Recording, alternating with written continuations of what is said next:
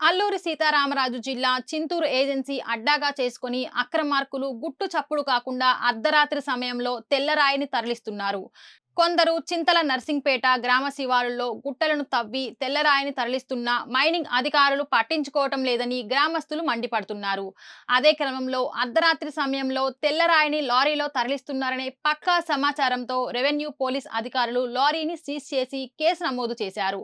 గత కొద్ది రోజులుగా ఏజెన్సీలో తెల్లరాయి అక్రమంగా తరలిస్తున్న వారిపై రెవెన్యూ అధికారులు చర్యలు చేపట్టడం లేదంటూ ఆదివాసీ నాయకులు మండిపడుతున్నారు.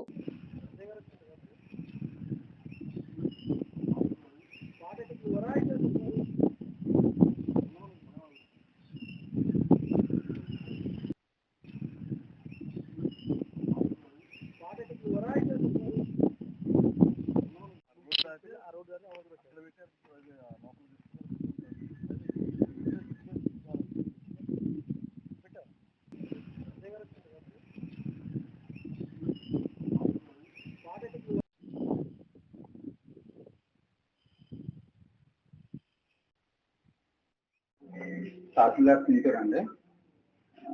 రాత్రి వచ్చిన సమాచారం మేరకు రాత్రి తెల్లరాయి తరలిస్తున్నారని ముందస్తు సమాచారం వచ్చిన మేరకు రాత్రి ఏం చేశామంటే మా టీము పోలీస్ సిబ్బందితో పాటు వెళ్ళేసి ఎక్కడైతే తవ్వుతున్నారో ఆ తవ్వకాల ప్లేస్ మనం చూడడం జరిగింది.